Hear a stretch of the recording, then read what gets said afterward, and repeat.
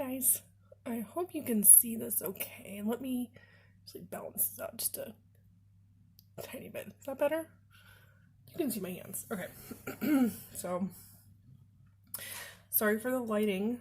I have natural light that I have to work with here in my room, but I just wanted to check in. It's been a couple days. I had a allergy issue going on. I sounded terrible for like 2 days, 3 days. I just sort of started feeling more human. So I wanted to just come in and talk about what's going on. I've got some buckram here. I don't know. I guess you can kind of tell, you can see through this a bit.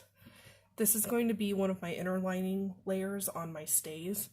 I am piecing it together like nobody's business because I only have so much right now of this, and I have a plan to put a fabric order in this weekend, but I'm waiting for that bonus check, y'all. Yeah, so I'm just waiting for a payday to come around so I can put a big old fabric order in. I'm ordering a bunch of fabric for my upcoming projects. I still have all of that cotton sateen that I'm making my petticoat out of, but I need linen. So I need inner lining linen. I need to make a new shift. So I'll be doing, I need that linen. I needed some more linen to do my stays with, because I, again, had pre-cut the buckram and linen lining layers for the stays that I had drafted about 2 years ago, which I filmed some chattiness when I was trying to work out my new stays draft the other day. I'm going to pick through it. I may not even post any of that because I kind of sat around hemming and hawing and ing for like, I don't know. I think I had like 2 or 3 videos that I started and stopped while I was working on that. And that would not be particularly interesting or entertaining in any way, shape, or form, I'm sure. Because it's not even interesting hemming and hawing. It's just for 20 minutes. So I do plan on posting something a little more specific about my stays. So if it doesn't wind up being something that I've already filmed, it's coming. Because I finalized my stays draft. I'm going to do a mock-up out of these pieced pieces, and I'm just going to do it out of buckram and linen. And if I like how the fit goes, or as long as there's not, issues majorous enough that I have to scrap the whole thing and start completely from scratch again, then I will just I'll just alter whatever I wind up putting together. And I know that the rule of thumb is you're supposed to fully bone your stays, but I do not have the patience or the time to be dealing with a fully boned, hand sewn mock-up. So here's my thought. Buckram, thick linen, which I'm even sort of kind of debating about starching the linen, and then cutting out my pieces and just getting a really good stiff bottom layer. See how that goes. And if it works nicely for the fit, I'll go ahead and do the fashion fabric on top and work out all of my all the extra boning. I need to put in a couple of boning channels for the fit once I piece together my current what's that called? My current pattern. But, oh, dang it.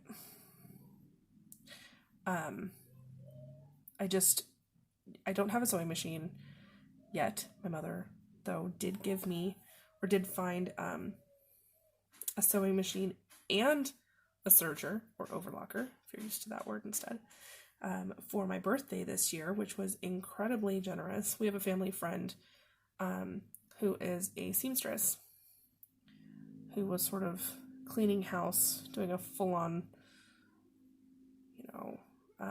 KonMari on her craft room, and had a fully functioning sewing machine and overlocker that she's just not using. So she has graciously donated it to my cause. So that will be that coming as soon as my mom can figure out the shipping. She's trying to figure out how she can get it boxed and shipped so that it's all nice and protected. What I'm gonna do though is I'm just gonna keep trucking along with my hand sewing in the meantime. And I've got, let's see, where in the heck did I put my, there it is. I'm just using some quilting thread. It's glazed cotton. It's not as thick as upholstery thread, but this stuff is chunky. So nice and chunky. So I figured this would be good for any pieces that I have that I need some nice thick thread for, at least at this point. I may be over sewing in my head how I plan on constructing these stays, but I have an idea in my head of putting some decorative stitching on the front of the stays, even though the inner lining layers are going to be what is going to sandwich my bones in the German. I'm using just plastic wheel boning, but even though it's going to be sandwiched between the buckram and linen layer, I really think that the stitching looks nice from the outside on a pair of stays. Now, if I had the sewing machine to hand to use, I would do everything for my channels that way, but I don't, and because I plan on pretty much making these by hand, I'm going to have to just make do with what I can do by hand. So we're going to do buckram and linen, squish the bones in between them, and then from the outside I plan on getting some really nice thread. I was thinking about the Burnley and Trowbridge silk thread. I don't know what weight to use quite yet. I'm probably going to give them a call before I actually place an order with them and see what they suggest as far as what weights to use, because I also want to use silk thread to do some small embroidery on the pockets that I'll show you guys here in a second, but the pockets that I plan on doing, and also on my fichu, and I have some engagements that I want to make as well to go with the gown that I'm planning, or at least just to have available for future outfits that I want to put together. And limited resources here, so Amazon, hi. I don't want 250 skeins of polyester embroidery thread in 14 shades of neon. I just need, like, I don't know, a couple bundles of nice white silk embroidery thread, or something that I can use for embroidery thread. So that's my plan, is to buy a couple of little bundles of thread from Burnley and Trowbridge for that purpose. And that should take care of my embroidery needs when I get to that point. But they also have some really nice colors of their silk sewing thread, and I'm hoping that like maybe their thicker tailor's weight or buttonhole twist silk thread will be good to use as like top stitching. And even though my cotton layer that's going to go on the outside of my stays, it's a really pretty apple green. I'm going to have to wait for some better lighting at some point to show you guys, but it's a really beautiful apple green. And I was thinking of like a darker cream, kind of like my petticoat, that actual like cream top butter colored cream, yellow color. Or they have a buttonhole silk in oyster, which is kind of, you know, gray-y, brown-y, neutral-y kind of color.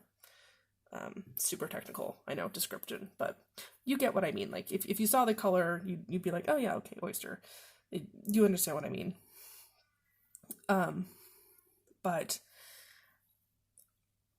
I just haven't made up my mind how I want to do that, or rather what color I want to use for that. So, okay, I'm almost done piecing this last piece on here. I know this seems kind of ridiculous that I'm doing this, and I've overlapped the pieces quite a bit. There's actually a few pieces on here that are double or triple thick, but you know what? I figured piecing is period. If anybody has read the American Duchess book, I actually have it right here. Guide to 18th Century Dressmaking. Piecing is period. Period. So, with that being understood, I'm just making do with what I have. I think it's also part of, you know, just trying to figure out how to make things the new normal. Amazon can't always provide everything for us. If I didn't piece this together, I don't have any other uses in the immediate future that I can think I would use this buckram for, and I don't want to waste it. So why waste if I can figure out something to do with it? So that's why we're piecing this together like a mad woman. So we're doing that, and we're good there. So this is pieced.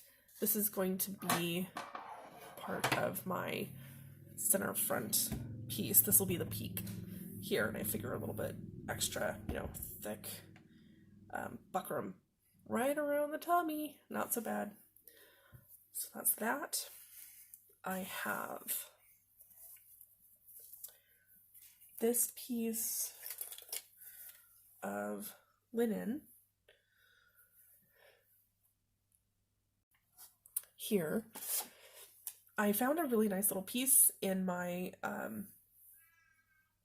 Cabbage Patch box that was just big enough to eke out two rectangular pieces. It's almost square, so I mean it's barely a rectangle, but I figured, you know, this is like 4 hand sizes, 4 of my hands, be good size for a pair of pockets. So I'm stitching this together. For pockets, I just left the bottom edge folded, and I'm going to attempt some sort of embroidery on these. So we'll see how that goes. But that's where we're at. More updates to follow once I kind of get my poop in a group with my stays pattern to show you guys. And hopefully I can get working on that next week. That would be my ideal. These pockets are going to be sort of my pick up and put down project because they're small. I can tuck them into my little basket here. This is my basket that comes up and down the stairs with me so that my children don't get a hold of all of my sewing accoutrement. So this goes up and down the stairs with me, and I can just shove these in there like that. So that's that. If there's anything else that I can think of, I'll stick it in my next video. But thanks so much. See you next time. Bye.